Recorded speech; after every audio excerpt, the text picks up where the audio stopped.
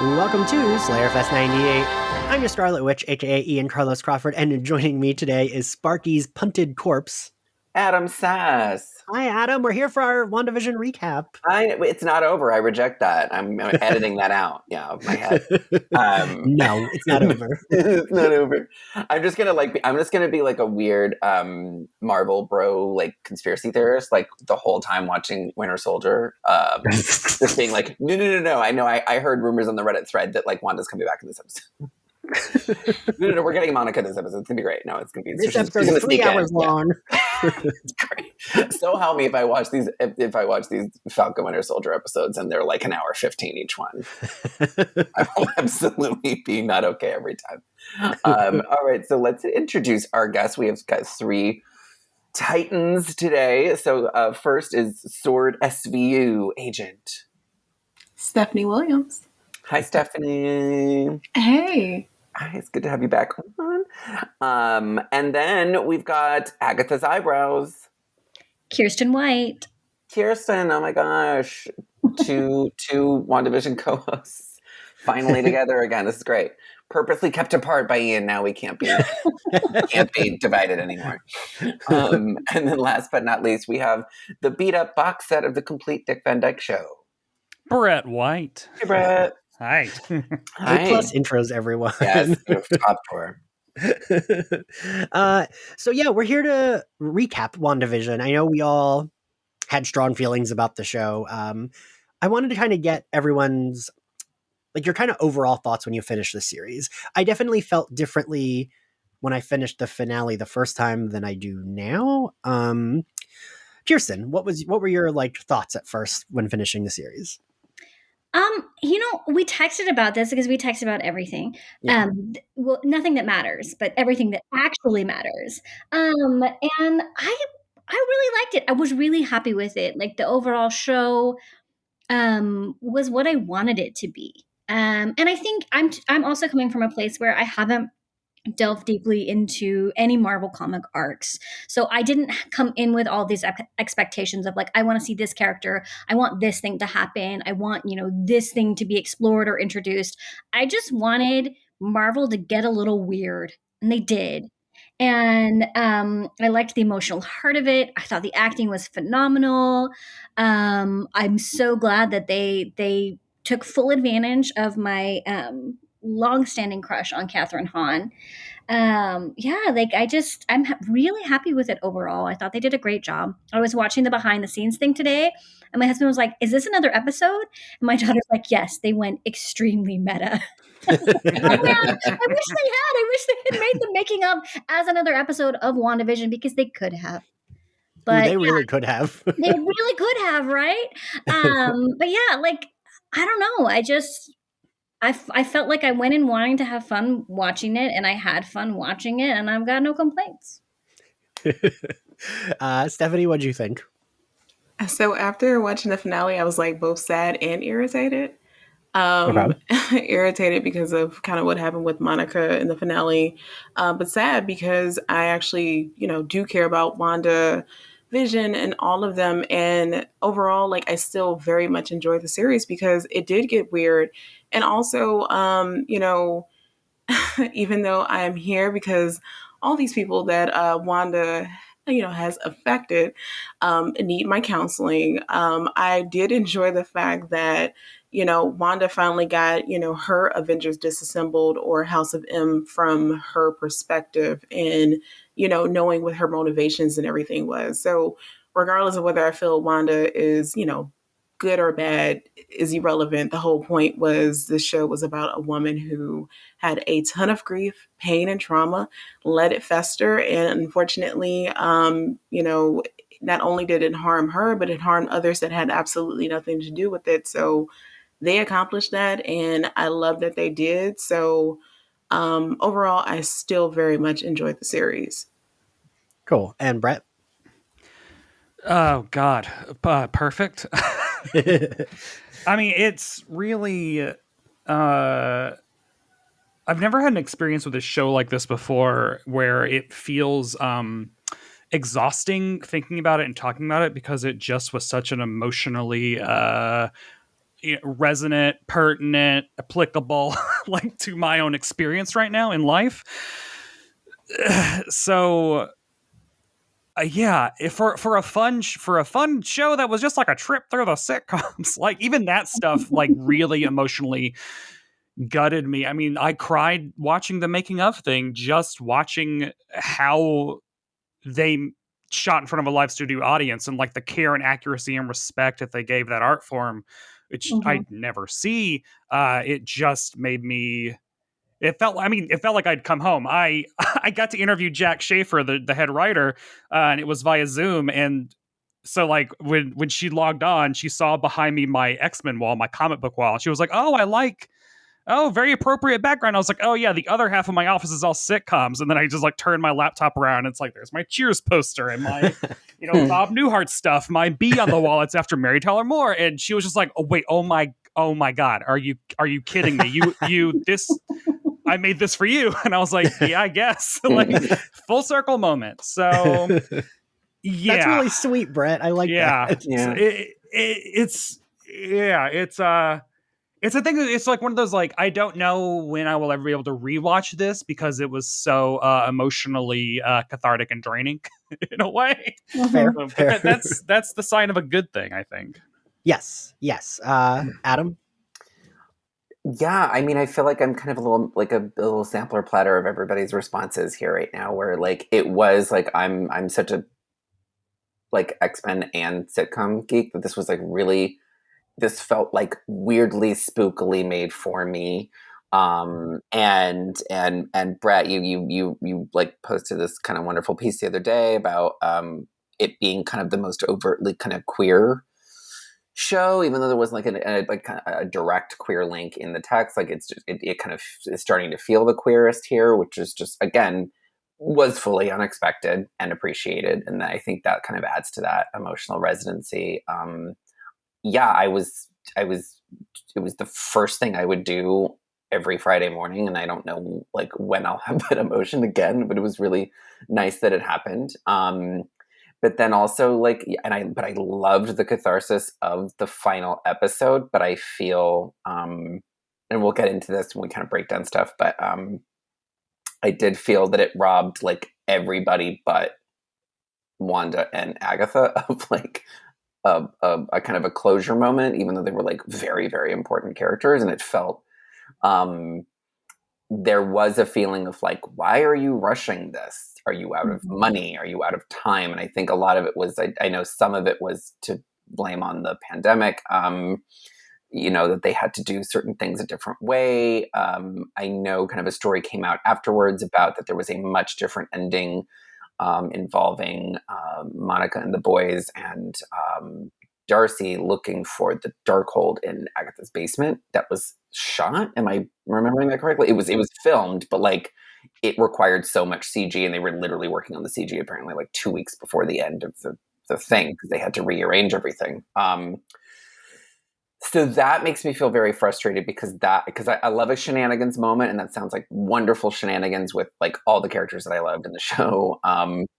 And then yeah, like like Stephanie said, like there's Monica was really planted in one spot in town, and just like she was like she literally was like in this one part of town square and wasn't doing too much, even though we had like in episode 7 this like really big hero moment, or like walking through the hex and everything, and it did feel like she kind of got forgotten about. So it's I would say close to perfect. Yeah, I think for me, the last 2 episodes started to slow down just like a little bit too much. Well, okay, that's the last episode didn't slow down. The second to last episode slowed down a little too much, and then it felt like we went too fast for the finale. So while watching it, I kept thinking of, and this is annoying because then I feel like I'm that annoying fanboy, because while watching the finale, I just kept thinking of, wait, where's Darcy? Where's Wu? Where's Monica? Oh, that's all those like that's it. And I just kept thinking of, the show was so precise with pausing on details and pausing on everything. that it felt weird to suddenly not to pause on anything and to like it. I mean, I think if like this had been a standalone movie, I probably would have enjoyed it because it's like, oh, we didn't get the previous stuff, and sure, these characters are coming in and out. But for like a show that had given us so much time with these characters, it felt weird to spend so little time. Like Monica was the main character of episode 4, and like Darcy and Wu were like the second to main characters in that episode, right? And like it felt weird for those characters to suddenly do nothing. And I wanted to, but I still loved the series. Like I don't think I've ever immediately loved a series as much as I loved this show. Stephanie and Brett, you were both on for our episode on the first episode, but the first 2 episodes that dropped. And like, I think that like the first 4 episodes just felt like honestly perfect to me. I went back and watched them last night actually. And they still hold up. I don't know a better run of like TV episodes. And while, I'm saying I didn't love the last 2, I still think the series was just so well done. But like you didn't love the penultimate episode, which is the most emotionally like it's like the best hour of TV I've seen in years. I think with the second to last episode, it was very, very emotional. But like the thing was like our brains kind of were very trained in these other episodes to expect this sort of other flavor that was like maybe fully missing from that episode where it felt more straightforward, like house style Marvel than anything else. I mean, that episode just touched on, that's like my autobiography, essentially. Like as soon as they said, oh God, it's like talking about it's just going to make me cry. You grew up in Sokovia, I know. Yes. So like, just like sitting down, the reverence paid towards the tradition of families getting together to watch television together, and like the shows that you do that with are like these gifts that your parents pass down to you via Nick at Night and stuff, and like that just made me lose it. But then like the storytelling of that episode is just so good. And I don't know, go read my recap. That has all my thoughts on it. That episode is very good at making you feel. Here's my emotional arc watching that episode was pretty close to, because like the episode made me feel her loneliness, because we're coming off of Endgame, which is 300 people, you're seeing everybody's here, all your friends, and I was like, what do you mean she was 100% alone going into this sword facility? Like that was sort of but like it was right that they did that. Like it felt like this is how like suddenly isolated you feel when you're with your grief or your depression or whichever. And like when she's walking into Sword, like just kind of knowing everything that, everything that she'd gone through, but even like all the people who, kind of fought and died to kind of in Endgame.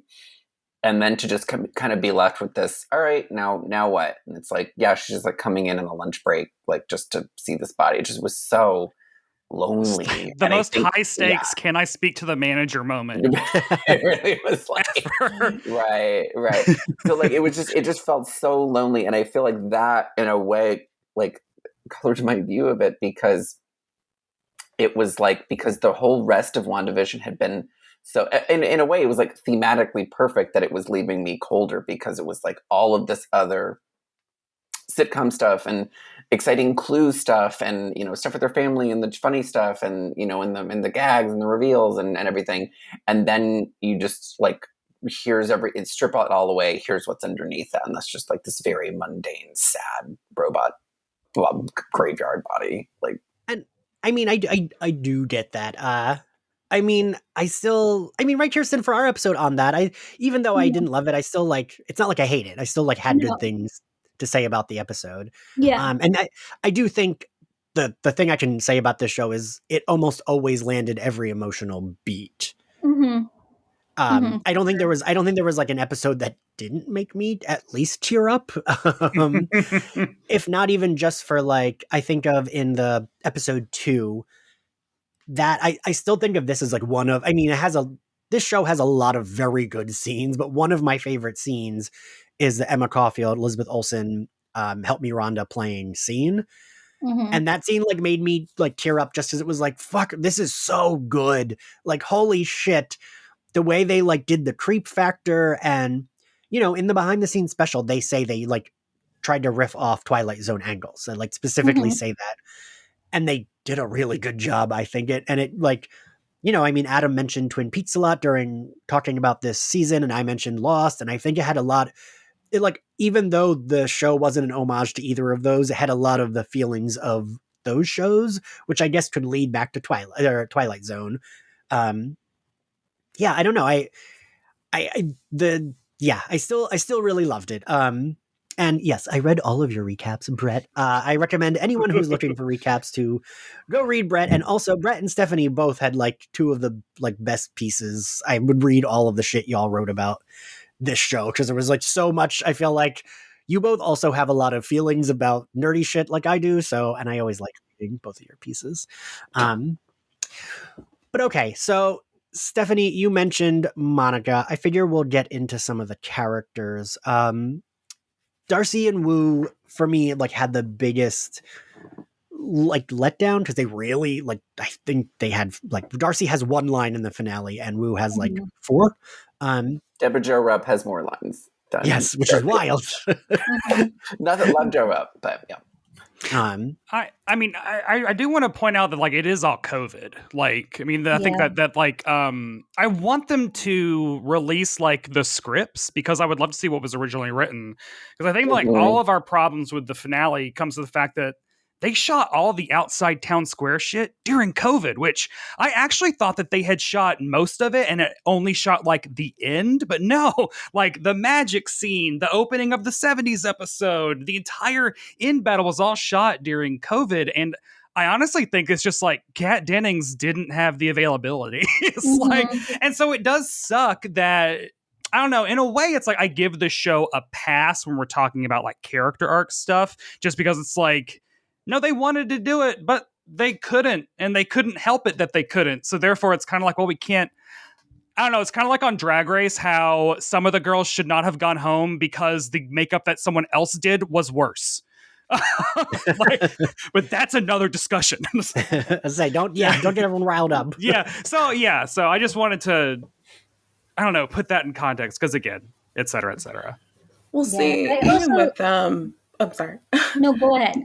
No, I was gonna say, like, even with that in mind, the stuff that they just the lack of imagination for Monica, because you set up like you gave her a villain. That villain was Hayward, and it took CGI for them to have the bullets pass through her, and that annoyed me for a couple reasons. Because one, you set up the show that the twins could handle themselves and disarm all of the agents, and they did.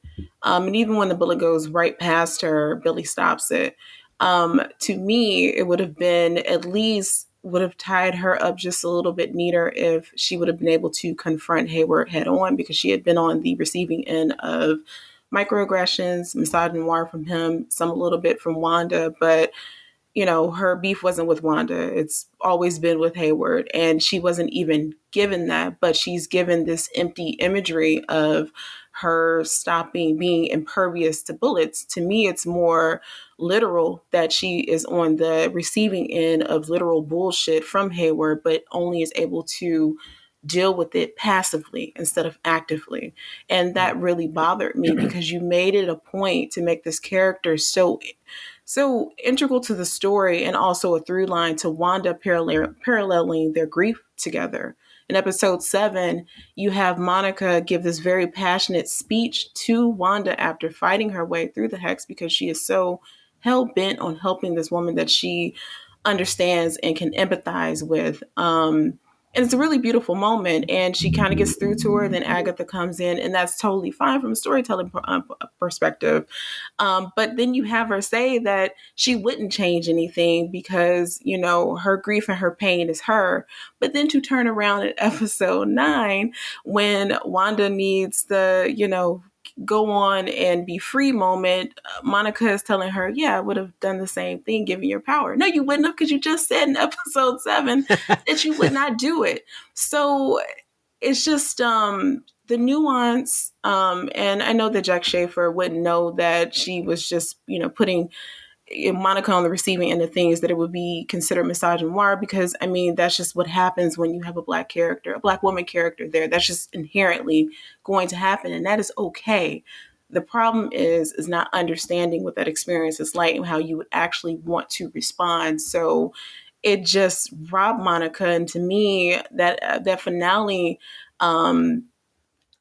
undid a little bit of all the work that they put in. Not a lot, because I still love everything that they did with Monica, but she got the same treatment her damn mama got in Captain Marvel, and they killed her mama on top of that. So it just annoyed me, because it's the lack of understanding of, hey, if I do this thing, it has a broader meaning than that. And if you want to have a broader meaning, because you are telling a story about grief, so you understand that those that are watching are going to have different takes, and they're going to understand this. So you also have Black viewers who are watching this, and just the impervious Black superhero to bullets thing pisses me off now, because it just feels very empty. Because what does that even mean?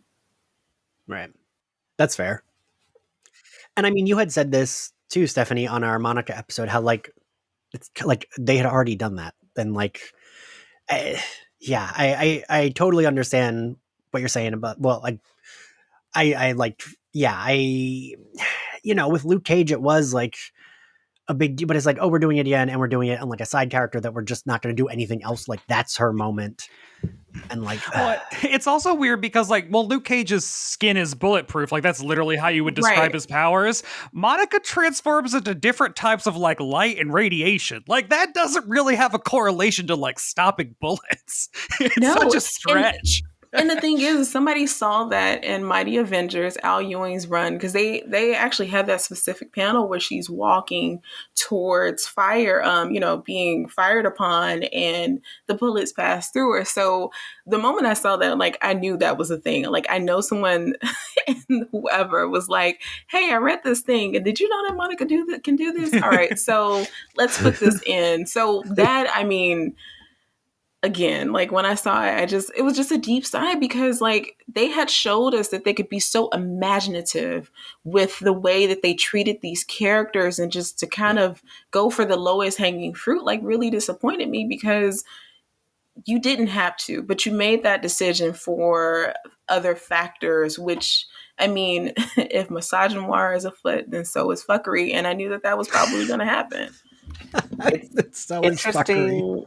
It's interesting what you said about the kind of lack of confrontation she gets with Hayward, because as you were saying that, I was like, yeah, because so much of Monica's story in this show is about her grief over her mom, and then Hayward's very being the director and then doing highly legal shit with it and then firing upon her is really the ultimate betrayal of Maria there. So there weren't even any words exchanged about that. That's a grief and a betrayal on the same level as the entirety of Wanda's arc, which was explored under every rock and surface. So.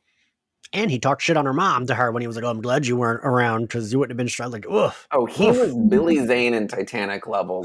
Every fucking thing he said, it was shut up. And it's not Monica's show, but the point is that they made it a point to really involve her in the story. So that tells me that you're not really, she's a side character, but you're elevating her. So when you get to the finale and that, that closure falls short for her specifically, it's just, it felt a little different. I'm still salty about Jimmy and Darcy, but I can forgive that a little bit because of COVID. But even still, just a little bit of more ingenuity. But then again, I mean, they did what they could, but that Monica part is just that took CGI. So yeah, you could have thought about it. Yeah, like, because I mean, you're right. I guess there's like a aspect of it not being her story. So, but there's also an aspect of they elevated her to not just side character, but like one of the main characters. And I even think like, okay, so if we want her and Billy to fight, because I've been thinking about this a lot in like what I would have wanted. We could have gotten it. You're right. I mean, they use CGI, right? If we're gonna use CGI, just have like her and the, like maybe she's helping the twins in a final battle, and that's we get more of like a fight there going on while Vision's fighting other Vision and while Wanda's fighting Agatha. Like we can have like them taking on the military instead of it being just Hayward with one gun. Do you want to hear my annoying writer? Here's what I think they should have done thing. I love hearing that, Kiersten. Yes. Okay. And again, this is me saying, I love the series, but yeah. So because you're exactly right, Stephanie, in that she had an antagonist, right? Her antagonist was Hayward. Everyone has their antagonist in this final episode, and so to just sort of throw her in the middle of Wanda's fight didn't make any sense. So what they should have done is they should have had the kids saving the townspeople from like falling debris from the big witch battle in the sky, right? So that gives the kids something to do with their power. And then they should have seen the gap, and Darcy should have come and picked up Monica, and they drove for the gap, and they confront Hayward before he ever gets in, because he's not Wanda's antagonist. He's not the threat to Wanda. We never feel like he's a threat to Wanda, right? He's a threat to everyone else. And so Darcy is the driver. Sorry, Darcy, that's all you get to do. But she gets Monica out, and Monica, using her new incredible powers, prevents Hayward from going in and being a factor in Wanda's very personal battle, right? Mm-hmm. So she prevents Hayward and the soldier guys from coming in, and then Wu, meanwhile, has used his power of stealing a cell phone to call him back up, and it all comes to a head outside before Monica goes back in to see if anything else needs to be done, right? Because then you get everybody is fighting it's the Stranger Things that they do so well on Stranger Things, where everyone has a battle that is personal to them, but that is also reasonable that they would be the ones fighting that battle. Because I mean, and I get it with COVID, the way they had to restructure things, and it did end up with the Marvel people flying around in the sky shooting different colors of light. Like, okay, fine, but yeah, I agree. They really, really underutilized Monica and didn't give her the hero moment that she earned and that she deserved. So yeah, that's me being like, well, if I were writing it, I like your version a lot. Well, how dare you not include Mr. Fantastic coming in to save the day and Doctor Strange popping in there with all the mutants. Just couldn't care less. Just couldn't care less. I mean, I will say I do love X-Men. I would have liked a hint that was a backdoor into allowing X-Men into this universe. And I do have serious questions about Ralph. And can Agatha just give people straight up incredible mutant superpowers? In which case, like, dang. Makes her even cooler. Is he still that powerful? Like, I don't know. Because the show probably doesn't know either. So that's another thing I wanted to discuss. Ralph / Pietro. Brett, I want to get, what did you think of that, like, twist / reveal / non-reveal? It was great. It was exactly what it should be, because when all was said and done, the dust cleared, I was very, very certain that this was Wanda's show. It was all Wanda. And the fact that the entire time we were all looking for other things. Like, we wanted Magneto, we wanted Mr. Fantastic, we wanted the Doctor Strange cameo.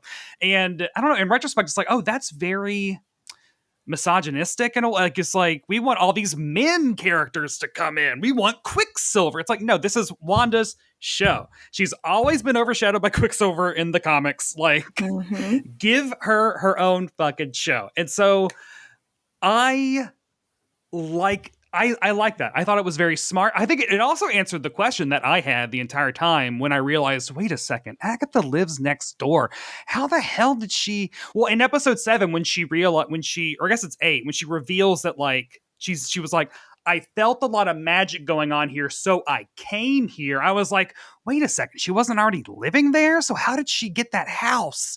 And revealing that it is this dude's house was like, that's ties up that mystery. I love that. I'm now really want a spinoff of whatever Ralph Bonner's life is, that he owns a house. Right. He's like 30 and owns a house. Yeah. Also had passed as an actor, and now presumably Agnes, brainwashed Agnes, still thinks that's her house. Like, are they roommates now? Like, I did think that, Brett. I was like, this 30-year-old twink has a house, and look at me. What am I doing with my life? yeah, I'm like, he must have been in an app or something, or as a trust fund kid, or this guy. So this is Jersey. So this is his family's house, and like he was trying to make it as an actor in New York City. Mom, only living relative, dies, leaves him the house, and he's like, all right, this isn't going well. I'm gonna bunk it up back in Westview. I thought you were gonna make it a little too close to my story. They'd be like, he went through a breakup, he moved And back he's like in with gonna write a his parents. podcast about some old show. Yeah.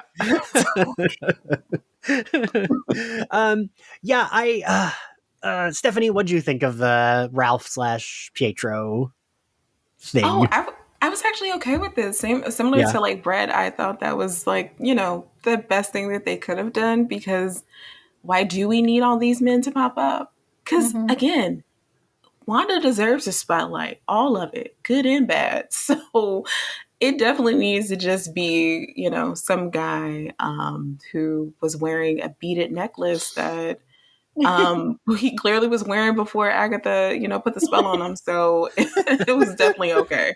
Kiersten, what do you think? Yeah, I mean, I thought it was a very like misleading choice for them to cast the X-Men Quicksilver. But also, like, the devious part of me is like, that's hilarious. That's exactly what I would have done just to be a jerk. So yeah, I mean, and it was a really fun thing when Monica's like, your name is Ralph, and you're like, Ralph! yeah. Yeah, I mean, I thought it was great, and I agree. Like, I did not want male superheroes to swoop in and impact the story because we didn't need them. We already underutilized Monica. We certainly didn't need, I don't know, all those guys you were listing, but I definitely know who they are and what their powers are. No, I do mostly. There's that one guy. He's really fantastic. That's his power. And Mom. I thought it was really clever, and I liked that Monica solved it. But yeah, I have a lot of lingering questions about Ralph. Does he keep those powers? Is he now a superhero failed actor? Well, I think that when she took off the necklace, I think the necklace was giving him powers, or it was controlling him. So maybe the powers are tied to the necklace. Maybe. So now he just can't wear that one puka shell necklace. I did like when you think about this. When you think about the reveal, though, it really is Evan Peters. Literally, is the only actor they could have got to do this specific plot that was so integral to the show. Because, like, as Agatha says, Pietro's body is riddled with holes, and like she's not into, it's too far away for her to resurrect him if she even could do that. She's like, I don't want to do that. And so for the audience, because if they just cast Joe Blow and he shows up and Wanda's like, Pietro, all of us as viewers are like, oh, well, that's obviously not Pietro. Like, we are now ahead of Wanda. We're ahead of the show. So, like, they really lucked out that there was another Quicksilver out there. And so that is what it made us, we related to Wanda in that moment. We weren't ahead of the show. We weren't ahead of Wanda. We were in it. And I think that is why, like, it had to be him and no one else. Or they just had to scrap that entire plot line. Because I don't think it works if it's just, Clark Duke or someone else from Kick-Ass. That's fair. Adam, I forget. I know we talked about it because we talked about that episode, but how did you feel? Didn't love it. I got it, but like I guess if we're running out of time, I guess like here's the thing. All of this sort of finale talk ends up turning into like the whole previous like 7 or so episodes were like, how do they do it? Oh my God, they're mine. They're this, they're that. And then the final 2 episodes turned into more usual Marvel, like, well, here's what I would do. All right, I guess I understand what the like all I saw was their limitations versus like the, oh my God, like the ingenuity as Stephanie was talking about. But with this, in general, storytelling wise, I always favor something being a thing versus something being not a thing, and it was a trick, and you fell for it. Like it, I think for whatever little moment of like, oh, this is Ralph, like kind of cute button, like you're getting with that. I think long term, it makes episode 5 suck more. Yes. Which I love episode 5. Episode 5 is my creative zenith for the show. It's the episode where you get like the 80s stuff, you get the like the twin stuff, you get Paul Bettany's Emmy submission, TBH. Right. Like him, like the fight they have, you know, Wanda dragging that missile out of the hex and throwing it at everybody, and her flicking her wrist at everybody. It's a perfect episode. And that included the, oh my God, Quicksilver at the end. Now that we know it's a fart, it's going to make that episode like, oh, it's... I don't know. I don't think it does. I think that it's still... Because like that is basically Agatha's wrecking ball. We now know that is her big gambit. We now know that she's sitting out in front of the front lawn drinking wine with Sparky. So like maybe... it is, it's true. Maybe slot that image in when you're rewatching it. Right. But like even like they didn't have to like do a whole like poltergeist portal into the next dimension and Professor X comes out and is like, come back with me, Quicksilver, to our dimension. This isn't right. Which would have been cool. But as an end scene, I wanted that now. Thanks a lot. Right. He's like, this, you're not, you don't, but just one final little Patrick Stewart moment for the road. He was with us 20 years ago. He was the first voice we ever heard in this other X-Men universe, and I would have been a cute this is really sending me, because Nightcrawler, when he teleports, goes to another dimension. So like, what if it was this one, and I don't know, like Quicksilver got dropped because he was talking shit of like, blue furry charming man keeps appearing and disappearing all across the world. That would have been fabulous. Yeah, I think that would just any sort of like, because again, other shows kind of do like, that's a really solid A to B to C storytelling there. This was the show that was like flipping everybody, even people who the MCU had lost, even people, you know, who were never in on the first place, people who didn't my dad never seen a Marvel nothing in his life, watched this because he and I had such a, Brett, this is where you and I are connected, because he like loves Dick Van Dyke, and the Walnuts episode is very important in my household. And like, you remember, so like literally when they're watching the Walnuts episode and the Stark bomb is everywhere, and I'm like crying, and my husband is just like, what is wrong with you? Yeah.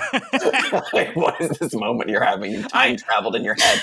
I wanted to say something really quick about the Walnuts thing, because I want to make sure everyone says, when Wanda says like it's season 2, episode 21, and then everyone, or no, it's episode 20, and then everyone like BuzzFeed and stuff was like, well, that's a thing they got wrong, because if you go to the list of episodes, it's episode 21. You count the pilot, it's stupid.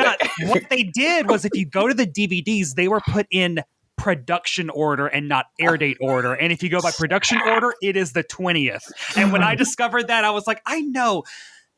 If it is simple as going to Wikipedia and figure out an episode number, the WandaVision writers are not going to get tricked by that. Like, it's so, and I found that. So everyone, the show was just way too detailed right there. That kind of detail that suddenly, when it came to Monica, they were suddenly out of details. Yeah. You asshole. I'll let you know that like almost every single episode I've like mentioned your recaps, and I was able to say that in our recording for that episode. So I was like, well, actually in Brett White's recap, it says. Unfortunately, my Dick Van Dyke DVDs are in storage, so I had to like go to the Amazon listing and like look, and then I looked at production order and blah, blah, blah. Just tell me they're in some ratty old suitcase. Yeah. That's where they should be. Bottom floor. Yeah, so like again, like so even my dad like watched the first episode. So I feel like the type of storytelling we were sort of used to, not to be like, well, they really should have kept that up, but like that is kind of why that was the letdown, because it's like, well, yes, that is a more pedestrian choice to have it be schmah. I mean, and Adam, like you and I love Lost, and Lost had a lot of things that went nowhere. Lost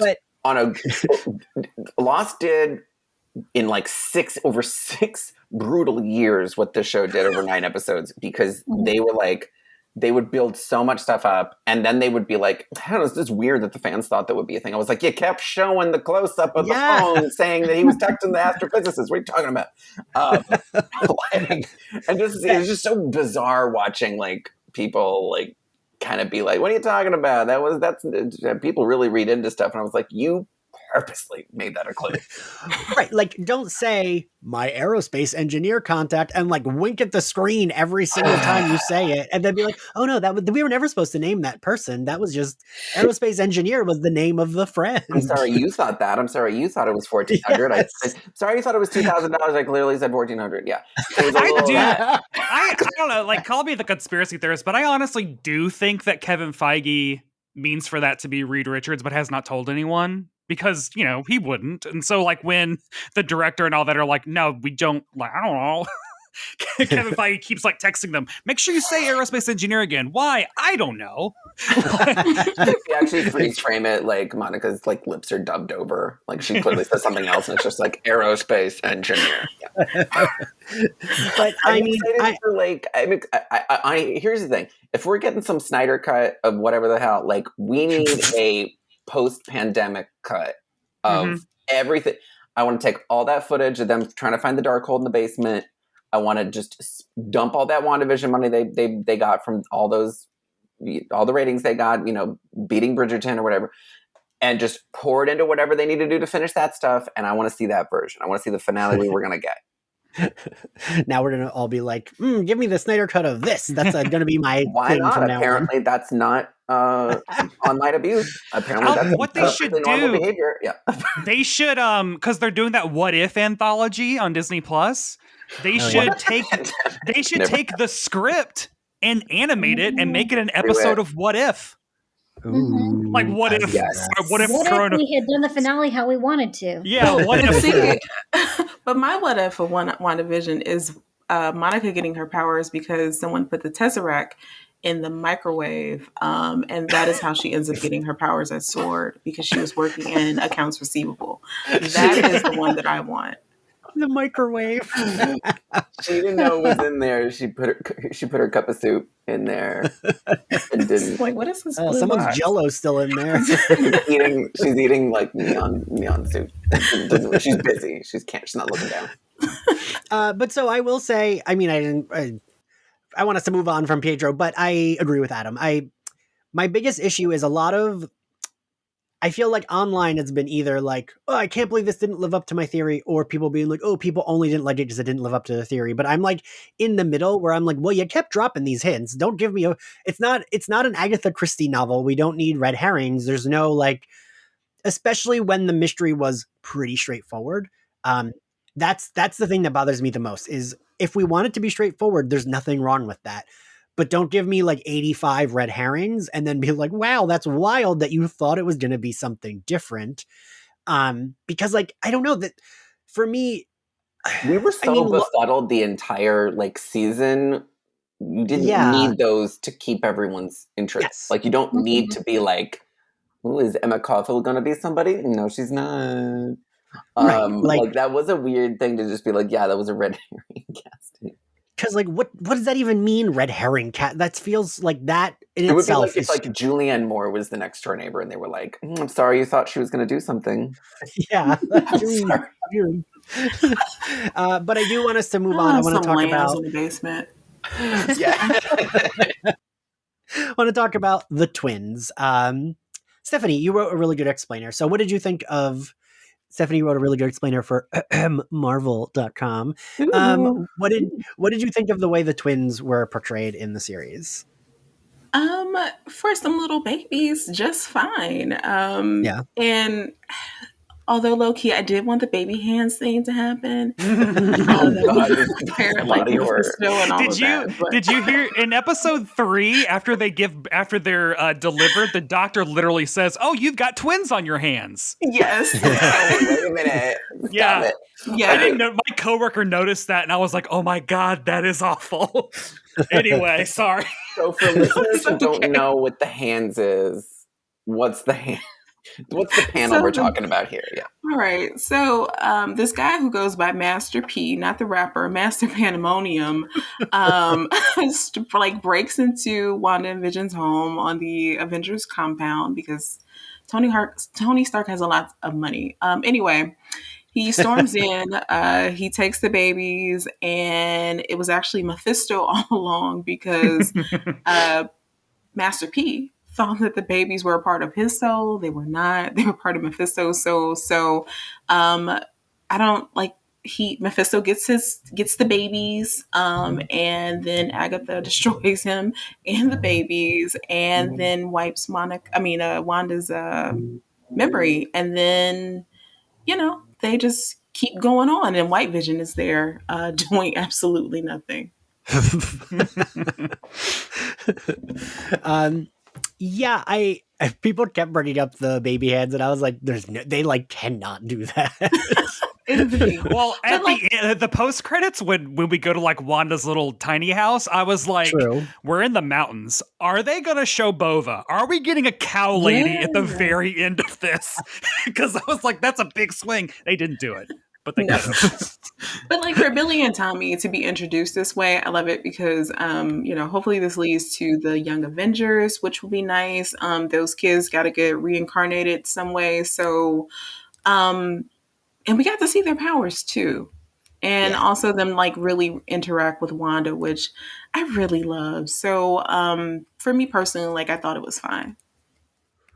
Yeah. Brett, as our other comic expert, what did you think of the portrayal of the twins? Well, the thing that I like about the MCU in general is they like look at the comics, which are like, okay, oh boy, and then they really synthesize. Like that's one of the reasons I love Captain Marvel the movie so much is because they took one of a mess of an origin that's been messed around with 2 or 3 times. They streamlined it perfectly and then timed it to, in the comic books, them fucking with her origin again. And I'm like, guys, you just did a movie that got it right. Why are you making her half Kree all of a sudden? So I like that they figured out a way to take a thing involving Master Pandemonium with baby hands and the literal devil and that creepy panel of both the twins in the bathtub, and they look like Peter Dinklage, or like they have like John weird. Byrne can't draw babies or hands. Yeah. And so put babies on the hands, 2 bad things. So I think like for that, and then ending their goodbye was heart-wrenching. It was unacceptably sad. It was like the Titanic. Couldn't. You're right. I couldn't get through it. Like on the 3rd rewatch, I was like, I still have to leave the room. Like I left. Like, and then Billy knows because he can read. Yeah. So like ending, like he also knows that they're off to be in some different dimension. Like, is he have that much like foresight? No, maybe. I hope maybe. this is what's keeping me together. Well, because he knows wherever he is, he knows that they need to be calling for help. So, because that's I do wonder like how much Multiverse of Madness is going to. Is Wanda going to mention her disappeared other dimensional, maybe Demon Soul twins or anything like that'll be a test. We'll see. Yeah, I feel like Sam Raimi is like, and then we're showing the kids in hell. Is that where? All right. But hell with 1 L. Okay, got it. Sam Raimi had Peter Parker's Aunt May almost get blown to bits while praying. So he absolutely will have those kids. This is going to be the Drag Me to Hell guy is going to be like, let's put the MCU's first like F-word characters like in hell, and this cool mom's got to save him. I think that's a pretty good story. Their cool goth mom's got to come in. Their cool goth mom's got to save her little queer boys from hell. It's great. But honestly, though, that sounds like a story I would love. Though, like really, you say it like that. I'm containing my excitement for it because I'm worried I'll get too like that's what's gonna happen, and then like they'll be only like in it a little bit, and I'll be just like, I was waiting all year. Kiersten, what do you think of the twins? I mean, I'll be honest, my only context for the twins is that I follow our friend Anthony Oliveira on Twitter. And so I see random panels of random comics, and I'm like, oh, those are characters.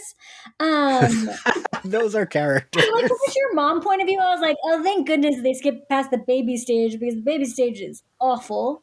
Like, oh, babies are wonderful. No, they're not. They're the worst. I don't want to watch a show about babies. I don't want to hold my nieces and nephews for more than 30 seconds. Babies are terrible. I have 3 kids, by the way. And so I was like, that was really smart of them to just bump them up to an age where you could get decent kid actors.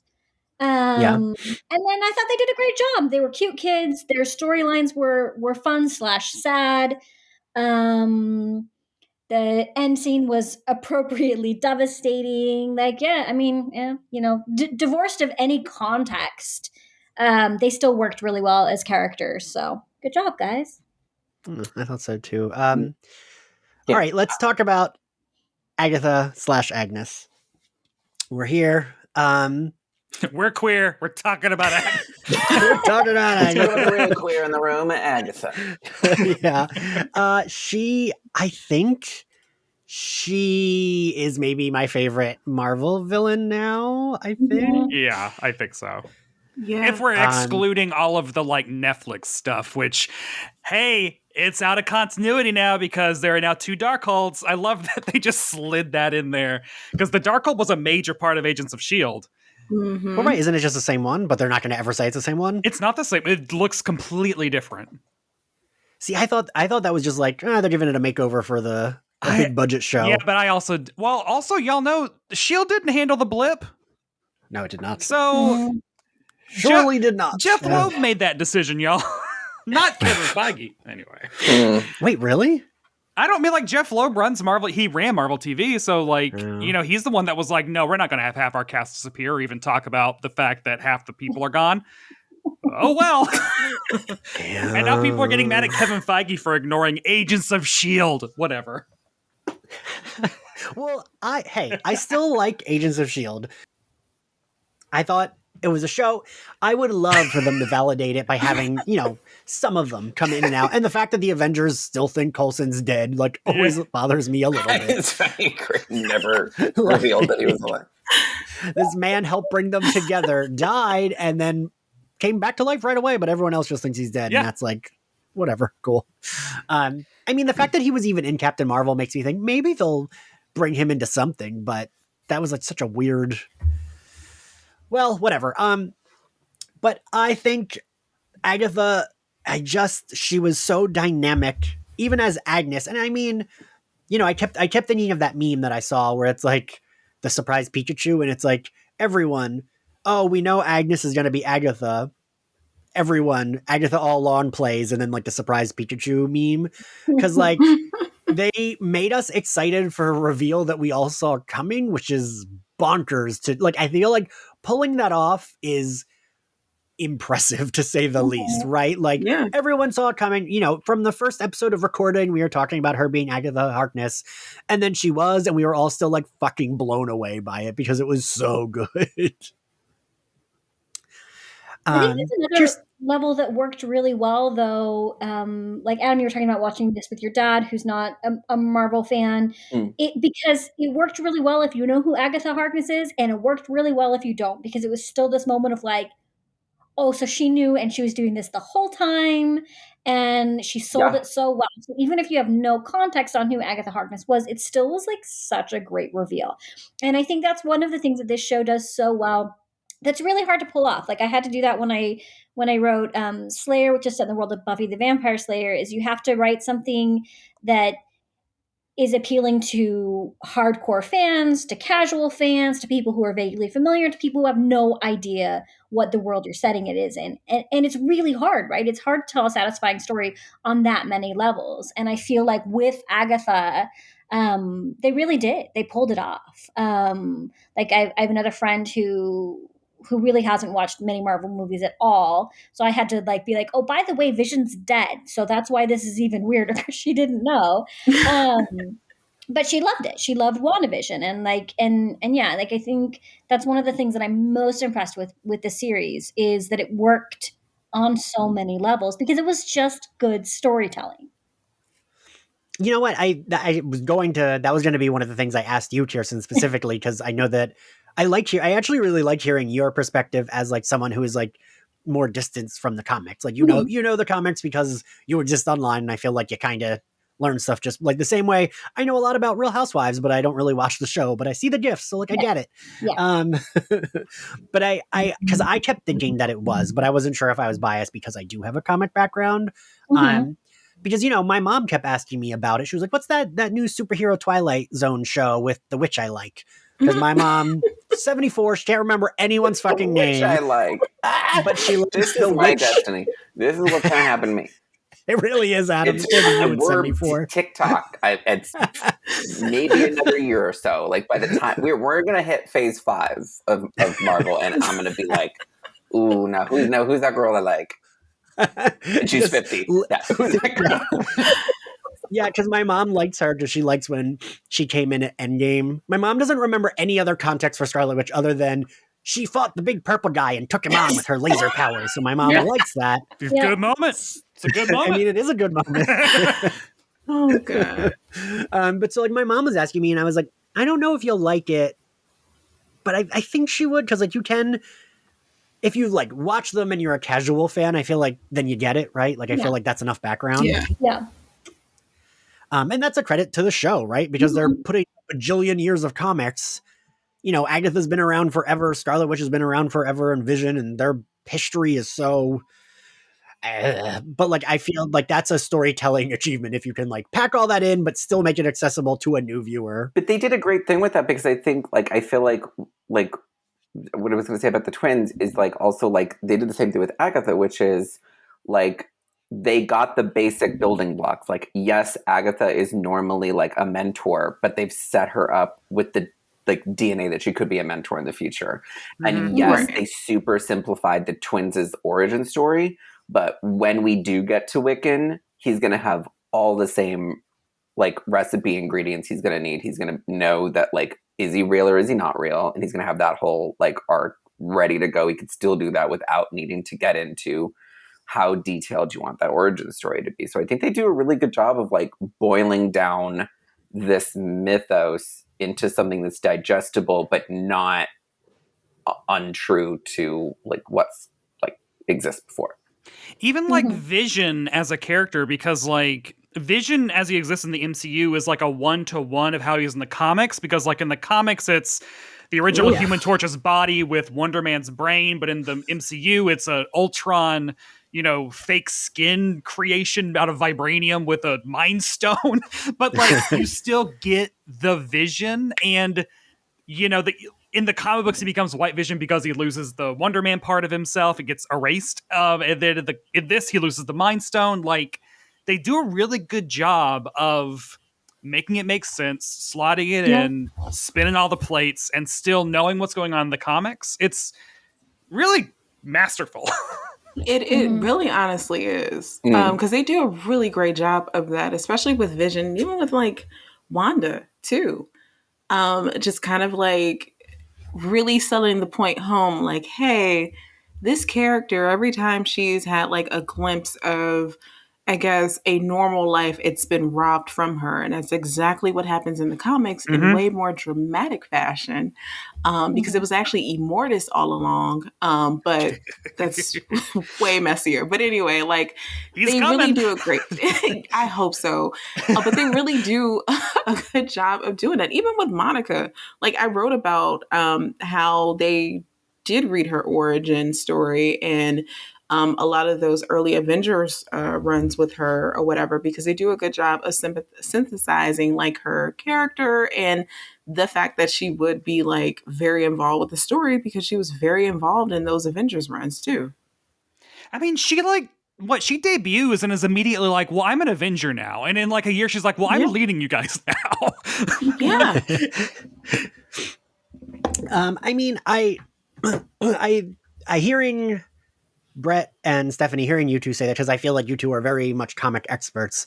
I'm glad you agree with me that I thought because I really was like, oh, this is a pretty good job of like, we get aspects of others, everyone has said it like, oh, it was kind of like House of M or Disassembled. And like, I like that it does have aspects like, it's not like to use your phrase, Brett, it's not 1-to-1, but they have elements from all of those different stories, and I kind of like that. Yeah, I don't want to know how the story's going to end. Like, that's what, when a new movie is announced, and I used to have to write these lists all the time at CBR of like 5 Captain America storylines that deserve to be a sequel. And it's just like, Marvel, they never do that. They have never, ever taken a comic book storyline and done it beat for beat. Even Civil War, even Age of Ultron, even they will name them after actual arcs, and they will have nothing to do with those arcs. Like, and it always drives me crazy when everyone's like, when WandaVision was coming out, I was like, oh, you need to read House of M. That's what it's gonna be. It's just like, literally, there is 0% chance that any part of House of M can be a part of this. Like, it just made me so angry. I love that you're getting almost speechless.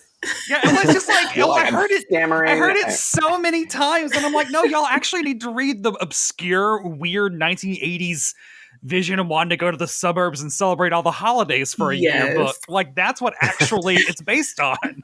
Well, I'm excited for that. Means then, like, when MCU is like, here we are, we're doing Dark Phoenix, and it's going to be like nothing like Dark Phoenix, but it's going to be as great. long as they give me the Imperial Guard, that is all I fucking want is Gladiator.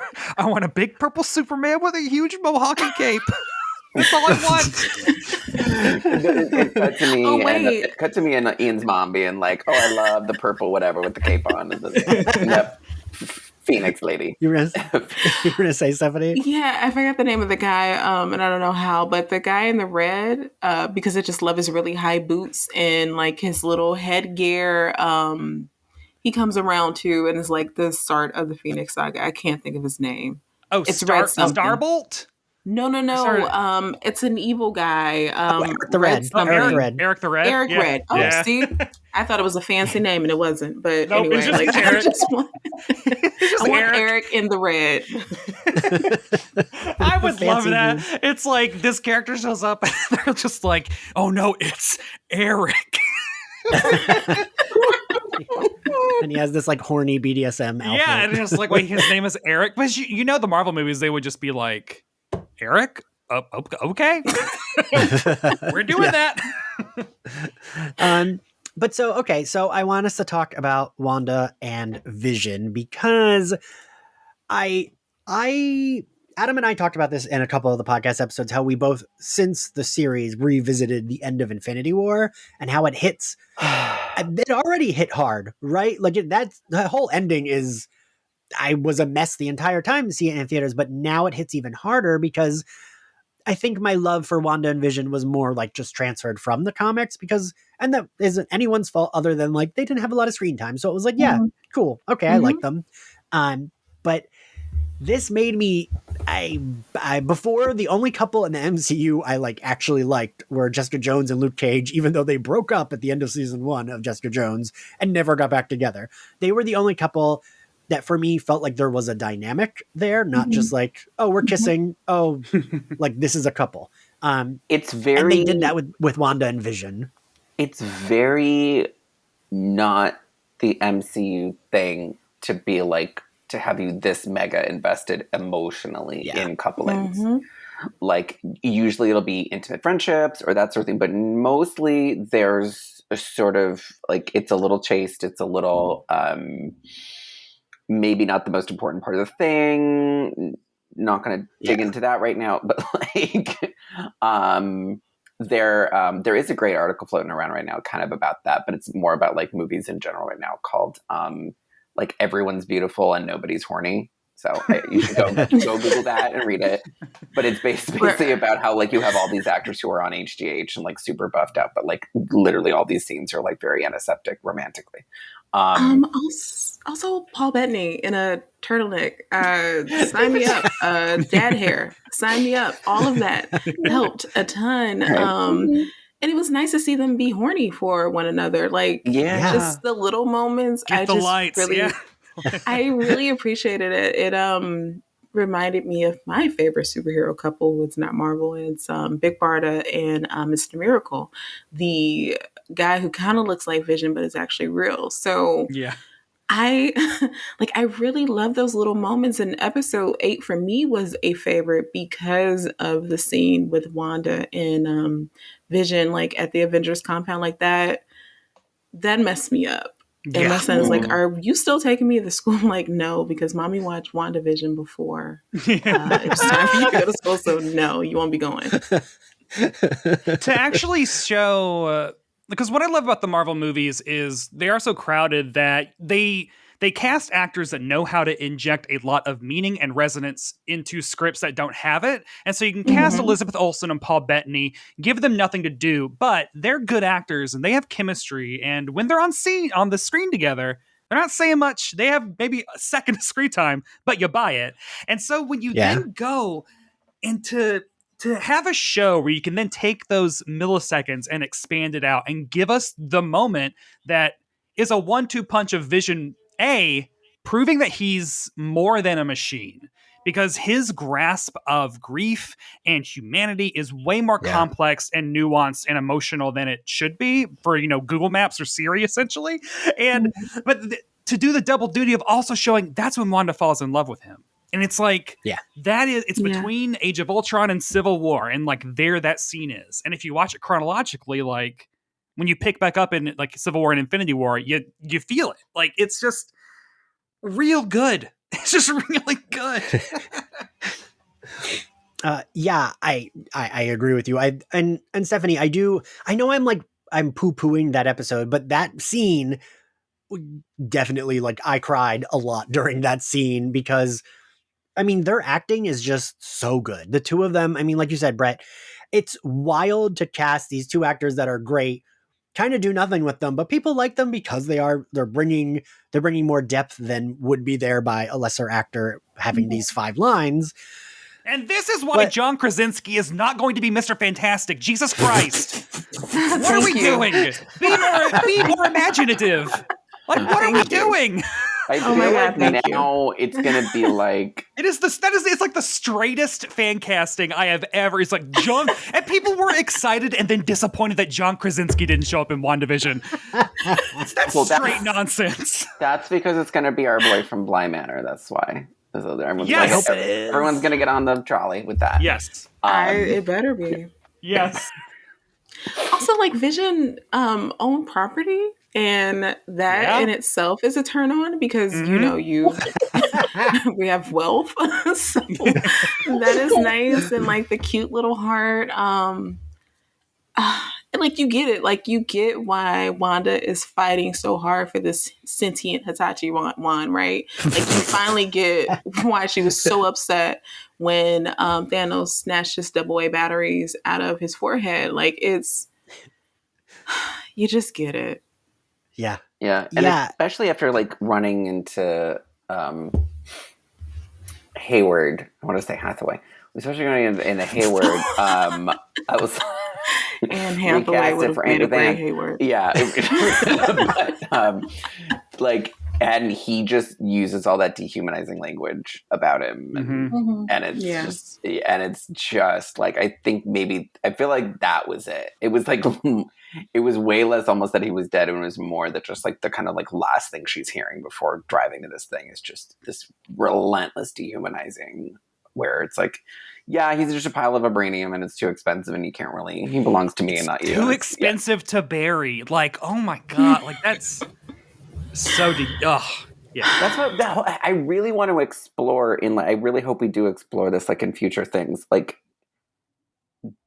did Maria actually leave like kind of Hayward in charge of it? Like I feel like there had to be some like there's some other thing at play. Like because he lied about so much other stuff. I'm wondering what else was happening with that.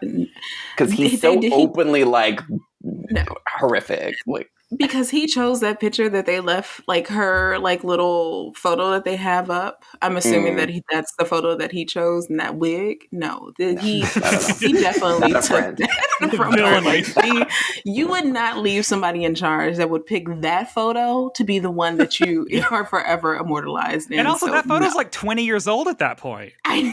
I'm I'm pretty sure she moved on from her Toni Braxton phase. I was gonna say, if I'm gonna be memorialized, please do not use my please use my circa 2008 photo. Don't use my use my twink photos. Please just go through my Twitter, and every time they're like, "What did you look like a decade ago?" Just use whatever that is, just earlier. Use that earlier. Yeah. Kiersten, what were your? I mean, Wanda I love and Vision. Yeah, I love them both. I think they're both fantastic actors. It was really fun getting to see them have so much fun with the roles. Like you said, watching the behind the scenes was really entertaining and really charming. That they both were so delighted getting to be part of this process. But yeah, I just love them both. I feel like they both sold it. Vision's confusion, Wanda's grief and desperation. And then that beautiful scene between them in the flashbacks episode is, I think, one of the most emotionally, and you've seen it. It resonates with people because it's this moment of absolute human connection between two people who are more and less than human, right? He's giving her permission to feel her grief, and she's validating that he's having appropriate human responses both to emotion and to humor. And like, it's so sweet, and it's such a little moment that does so much. For building how important they both were to each other, that we didn't get that in the movies. We got that, and suddenly they've been sneaking away and having a romance. Okay, cool. I'm fine with that. They're both attractive people. Sure, let's do this. But yeah, I love them. Their dynamic worked well. They're both phenomenal actors, and I liked that. That Marvel took this time to take two actors that it has not spent a lot of time on, two characters that it has not spent a lot of time on, and just give them 9 episodes to be people. Yeah. And it, a moment that I think I talked about this in our episode recording, Kiersten, is that the thing I really liked about that Vision and Wanda moment, I mean, one of you said this already, that it clearly is the moment she falls in love with him. I like that they don't kiss in that moment. Mm-hmm. Yes.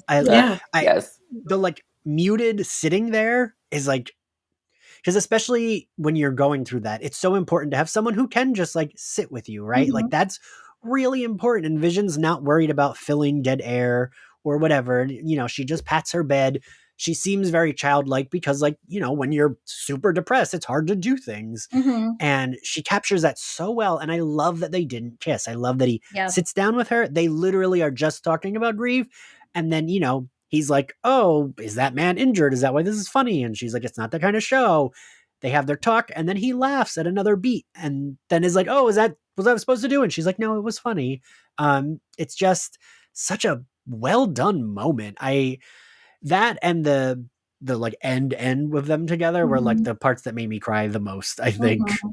Yeah. Well, I like Vision fights with her. Vision challenges her on things, even though he's technically part of the reality that she created. She created a Vision with agency. She wanted the full thing. She didn't just want a cookie cutter husband that would be, the sort of idealized version, whatever. That gets confusing. Of what she had in her head. She created a real Vision who would push back and who would figure out things were wrong. I also really loved, I was really bored, I'll admit, during Vision's fight with White Vision, punching through each other, blah, blah, blah, whatever, shooting lasers. Okay, cool. But then when they resolved their fight with a philosophical discussion, I was like, yes, okay, good. Yes, there's Vision. I loved it. Yeah. And yeah, those actors are both just so good. And there were a lot of just amazing emotional moments that a lot of times in the frantic pace of Marvel movies, and I love Marvel movies, I've seen them all, they're really fun, but you generally don't have those quiet moments, and this show allowed for a lot of them. So yeah. And I don't know that I'm trying to think of another. You know what? To be fair, I do like Tony and Pepper. They are like a fun couple, but I feel like their romance is just like more like wacky MCU than like this was like a legit romance. I mean, I felt like there's right, a sincerity to this romance. Yes. The depth of the sincerity of this romance is one that you don't get a lot.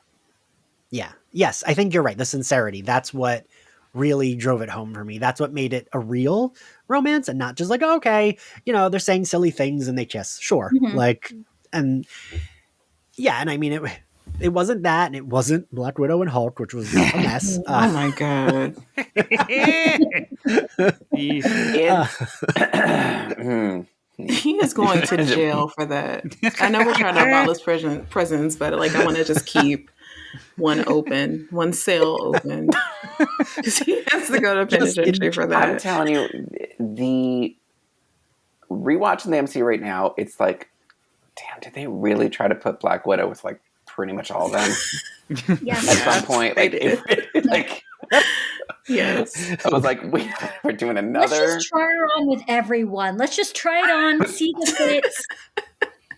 Okay, no, let's move on. What about this one? Okay, she's Tony's like giggly secretary. Okay, now she's fucking friend zoned Hawkeye lady. Now she, okay, it was just like, oh god, it's like, what is her identity? This is not to have the words "poor ScarJo" like leave my lips, but but she did have to do a lot of emotional maneuvering there to make all those work as decently. Yeah. I will defend Iron Man 2 to a point only because I think Hulk is worse. People always say Iron Man 2 is the worst. I think Hulk is the worst Marvel movie. But I also think people just forget about Hulk because it's fairly forgettable. But yeah, her like at the time I remember thinking it was a cool intro, but looking back, it's like, oh, this is not great. Like she's just, you're right. It's like, ooh, she's like a hot secretary. Then it's like, ooh, the reveal is she's a hot girl who can like do some like cool fighting moves, but like it's more focused on like, ooh, look, she's hot. That's like the focus of her character a lot. I want to go back and count how many times she does like the little leg lock throw because I feel like it's a lot. It's a bit. It's a few. Yeah. You could do a listicle. Yeah. It's like me playing Street Fighter when I could like get Chun-Li to do the one move and then I just did it all the time. It works. It works. It does. I just want to count them though. Yeah. It's funny, even in like Winter Soldier when like they make Jenny Agutter do it. And I was like, oh damn, they make Jenny Agutter do it. And then I was like, oh wait, I forgot that's supposed to be Black Widow. Wait, they have Carol do it when they go to murder Thanos, which I thought was funny too. I was like, yeah, everybody gets a chance. I don't like the ubiquity of it. It should just be hers because it's hers. It's her move. She owns it. Yeah, Xenia Onatopp is one of my favorite characters of all time, but I think she really did ruin like villain actresses from now on. It's like they all have to do a leg thing. But okay, so we're gonna grade the series. Actually, we'll do our favorite scene first. Brett, what was your favorite scene in the series? Oh, Jesus Christ. That's such a huge fucking ask. Jesus. Oh God. I mean, so like obviously, oh God, them watching the Dick Van Dyke Show together as children is amazing. The what is grief but love persevering scene is amazing. I really love the Family Ties confrontation where they're flying in the house. That is so good. I also just love everything about the first episode, like all the magic scene in episode 2. Like there's just everything is great. Stephanie, you can name a few of your favorite scenes. Do whatever you want. Doesn't matter. No rules. No, I'll name the one. It's episode 7, Breaking the Fourth Wall. Monica breaking through the hex, because it also plays off of Breaking the Fourth Wall. And I just think it's just such beautiful, streamlined storytelling because you call back to, her moments in Captain Marvel, which was great because it doesn't take you out of the, like, what's happening in the scene. You have all these different pieces of her or different iterations of her, and her trying to bring it all together and like literally working through her grief to come on the other side of it, owning it and being rewarded with these amazing powers that I think she already had, but I just want to be very wrong about that. But anyway, that is my favorite scene. Kiersten? I mean, obviously I love the quiet moment between them at the Avengers compound, but like for sheer joy of this show is so weird and having so much fun with itself, the magic show, and like that he's playing drunk because he's got gum up in his gears inside of him. Like it was just so much fun. And they were clearly having so much fun with the show. It was fun to watch. It was early enough that you were still like, I have no idea what's going on, and I'm okay with that. Like it was I think that was a good moment in the show. Adam? Yes, I have many favorite moments. So this is like literally just the one that's popping to the front of my thoughts when I think about the show. If you just say the words WandaVision, this is the thing that pops into my head, and that's the Halloween episode. Billy and Wanda in their costumes expanding the hex together, basically. I think I really love the idea. I think it kind of more what it like sort of meant to me in the future, possibly, of like, I really would love to see future stories, Wiccan aged up, and still having scenes with Wanda where the two of them are using kind of their powers in tandem like that. I felt like that was a really special moment that I was not expecting the show to go there, to really give these twins any personality or story moments, or see him in his facsimile of his costume. Like it was all emotionally a lot, just because of what it sort of meant for the future and what it like kind of hinted at for the future, which was like, I was not expecting to see any version of a Wiccan costume. I was not expecting this kid to have any personality whatsoever. I thought he was going to be like a background kid. And then to have that kind of moment where after sort of her rage in episode 5, to really get to see that very exciting kind of moment, which was still like, even though it was still toxic, you know, like let's expand this boundary even further and engage even more people. Just sort of like really ingenious kind of story way, where I was really not expecting, like, I was like, how is Vision going to like get brought back in? There's no time. He's dissolving right in front of everybody. And I was like, oh my God, I would not have expected the two of them to expand that barrier. I thought that was sort of the height of their ingenious storytelling, and then bringing in this character that means a whole lot to me, even as a kid version, in ways I was thoroughly not prepared for. So that was an emotional high point. I think for me, now I thought I had my one, but then I heard all of y'all's. Wait, Kiersten, did I ask you? I did ask you. You did. You did. Okay. So I think for me, it's that Wanda and Dottie scene. The like dread and the way that's shot, and like the like everything about that episode I think is so good. But I really love that scene. You know, Emma Caulfield and Elizabeth Olsen are both very good actors. They have the range, and they just are going in and out of terror, confusion, back to like happy sitcom 50s lady. And I just love that scene so much. But also I teared up when Monica pushed through that hex, and I teared up again in our episode recording it because Justin, who is a voice actor and has like such a good voice, him describing it on the podcast made me emotional, just like him narrating what happened. And the like family ties fight scene, I was such an emotional beat, which is wild to say that like, oh, this witch superhero and her robot husband fly in the air in their living room and argue, and it's very emotional, but it is. Yeah. It is, and plus they had like the cool.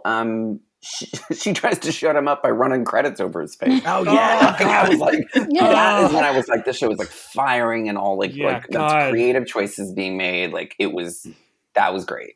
Yeah, that's like such a good, because like you kind of thought it might end there, but then they keep going.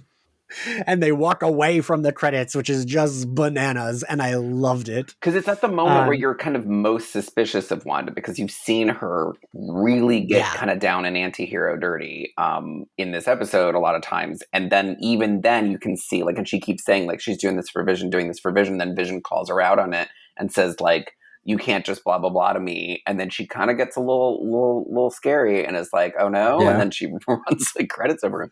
It kind of does speak. It did kind of really clue into the fact that, like, this was bigger than just Vision. This was about so much more about, like, her total identity. And I'd be amiss if I didn't also say Agatha All Along was one of my favorite. Yes. I mean, it's like saying, like, chocolate chip cookies your favorite cookie. Like, you just got it. So right. That scene is just hands down, like, I mean, I love the show. I don't mean this as a discredit, because it sounds lame, because again, like you said, of course everyone loves it, but it really is, like, it's such a wild thing to be like, we're watching this superhero show. This one is about witches in a fake sitcom in their reality, and this witch reveals herself with her own fake theme song montage is just and so good. And charts it. That song charted. Yes. It's 34 seconds long. Like, it's something like. Listen, that video I did of just the MCU folks dancing to Agatha All Along has gotten this podcast more attention than, like, anything else I've ever done. Like, Entertainment Weekly did a piece about it. The View played it for Catherine freaking Hahn.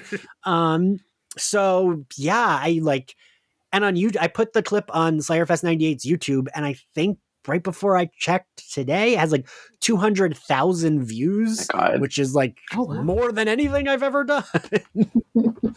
So you're a millionaire now. Yes. So Marvel's going to hire me or send me a desist. You're a millionaire. Yes. Marvel's either going to hire me or send me a cease and desist, one of the two. But like, it is just so good. And I think Catherine Hahn said on The View that, like, they did it in 30 minutes. They recorded that thing, which is wild. But yeah, so now we're going to grade the overall series. I still give it an A. Adam, what grade do you give it? I personally, I can't give it anything less than an A, even though I'm being super critical of, like, the final kind of bit. There's just been nothing else like it. So I mean, for me, it's always like, I'm always like, whether it's like any other show or movie or a Drag Race look, like, I'm always like, the ingenuity matters like way more than like the final execution, like down to the last letter. Like, if you're swinging big, like, and they swung so big on this, and I'm just very much like, it's just going to be remembered for a long time. Yeah. Stephanie?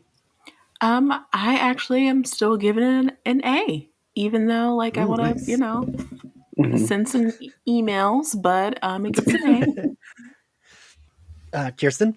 Yeah, A as well. And some of some similar issues with everybody, but overall, it was so fun. It did what it did so well, and it took some narrative risks, which, by all means, let's do more of that in the Marvel universe. So I loved it, and I enjoyed every Friday getting a new episode. So yeah, A. Brett? Well, God, I had so much time to come up with something, and I came up with a cough. I would give it an A+ if the finale had been what they wanted it to be, but instead I just have to give it an A. Yeah, I mean, same. Like, it only takes it down. An A. That's what it does for me. Like, the finale takes it down to an A, which is saying a lot. That, like, we're taking points off and it's still an A.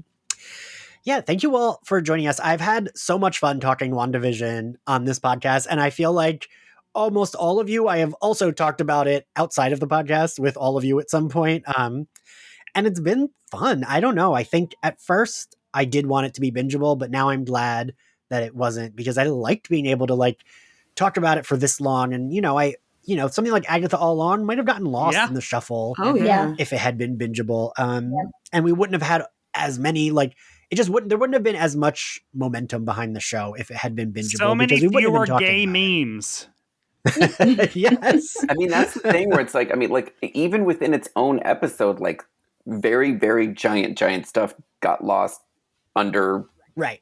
different things, because, like, literally breaking the fourth wall, like, we would have been discussing nothing but the Monica, like, hex walk if that hadn't been the Agatha All Along episode. Like, it really was just like, you can't even believe everything happened in that one episode. Yeah.